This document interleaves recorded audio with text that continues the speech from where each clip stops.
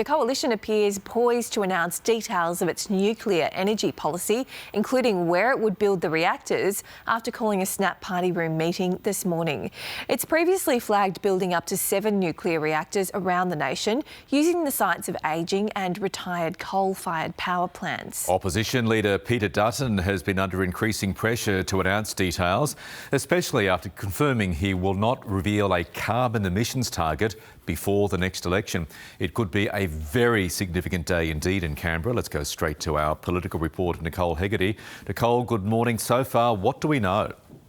Hi, Michael. Well, as you say, pressure has been mounting for opposition leader Peter Dutton to put some more meat on the bones of the coalition's nuclear ambitions. We're set to see that later today, by all accounts, with a series of meetings being held both yesterday and then today. Today's being perhaps the most important in terms of the joint party room giving the final stamp or seal of approval on this ambition to name 6 or 7 sites for proposed nuclear reactors around the country.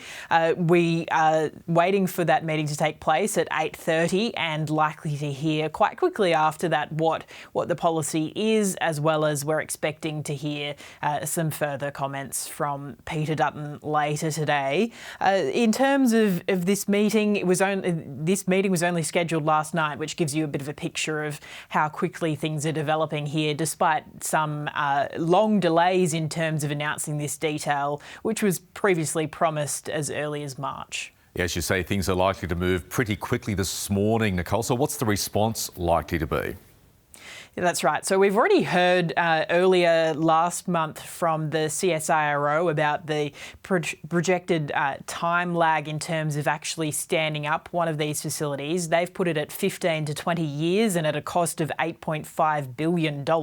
We've also heard from the Conservation Foundation today about the delays involved in actually building these reactors, pointing to the international experience. Here's the report's author speaking to the program earlier. Now the facts of the matter are that renewables, including firmed renewables with storage and transmission, are clearly cheaper than nuclear power, and in these circumstances it would be absurd to pursue nuclear and to entertain those risks when we can get cheaper, safer, quicker energy through renewables. Now, the coalition's pointed to some favourable polling it's conducted in these regions where it seeks to stand up these proposed nuclear reactors, pointing to the fact that they're going to be, in their words, at the site of old or retiring coal-fired power stations. That support is not universal, including within the party itself, with several opposition leaders, Liberal opposition leaders around the country already expressing their less than support at this proposal. Michael? Nicole Hegarty, thank you. Well, the powerful CFMEU could face a potential split as the federal government moves to allow manufacturing workers a say in whether to break away from the vocal union. Stephanie Ferrier joins us now from CFMEU headquarters in Melbourne. Steph, just tell us, why is this move happening?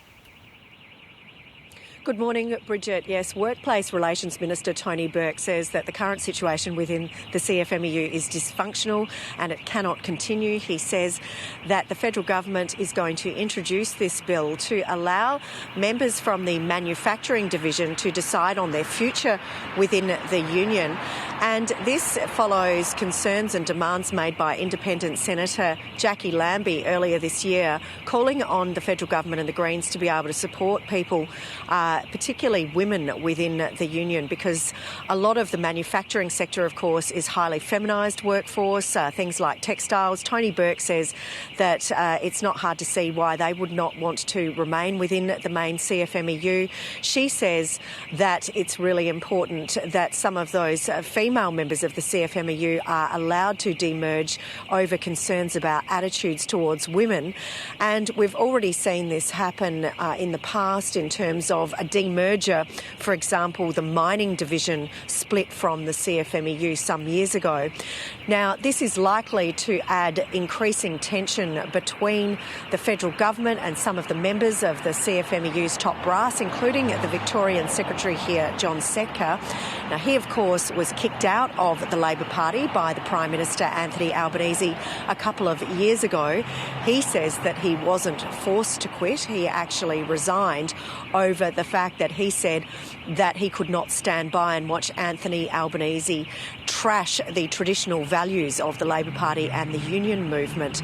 But clearly this is going to be another collision course. We saw that only recently John Setka made headlines when he was demanding that the AFL sack the new head of umpiring, who was the former building watchdog chief. And so he did not want to see him in that role within the AFL. And this bill is going to be presented to federal parliament within the next couple of weeks, Bridget. Thanks a lot, Steph. And just want to pay tribute to you this morning, being out in 1 degree weather in Melbourne. You're an absolute champion for us every morning, but particularly in winter. Yeah, pretty cold in Melbourne this morning. Some breaking news this morning. Police are investigating an attack on the electoral office of Melbourne Labor MP Josh Burns in the city's southeast. Investigators have been told at least 5 people smashed windows and painted slogans on the office in St Kilda early this morning. Small fires were also lit in communication pits in front of the building. No arrests have been made. Australia's newest warship is being urgently repaired after it broke down in Darwin. HMAS Stalwart is undergoing emergency mechanical repairs to address engine defects. At the same time, the Navy's only other supply-class vessel remains out of service. The ship was only commissioned into service fewer than 3 years ago. New South Wales Police are investigating after remains thought to be human were found on a beach at Coffs Harbour. Officers were called to Jetty Beach yesterday morning and have taken the remains away for forensic testing. The ACT government will fund Canberra's pill testing facility for another 3 years at a cost of $1.8 million. CanTest was set up in 2022 following trials at music festivals. It's analysed 2,600 drug samples, with 10% of those being discarded. Victoria is moving to raise the age of criminal responsibility from 10 to 12 years old. The Youth Justice Bill has been introduced to Parliament, but youth justice advocates say there is already enough evidence to raise that age instead to 14. The bill also includes a trial of electronic monitoring bracelets on some young offenders. The final hearing for the inquiry into missing and murdered Aboriginal and Torres Strait Islander women and children has been held in Melbourne after a year-long Senate inquiry. A report with the committee's findings and recommendations will be handed down at the end of the month. Pro-Palestinian protesters have again criticised comedian Jerry Seinfeld, this time at a performance in Sydney. Footage on social media shows 2 men chanting "Free Palestine" while waving the Palestinian flag before security intervened last night. It is the second time Seinfeld has faced pro-Palestine supporters in Sydney. Let's take a quick look at global markets for you this morning. The Dow finishing up and the ASX down this morning. The Aussie dollar buying 66.5 US cents, just up very slightly this morning, as is gold.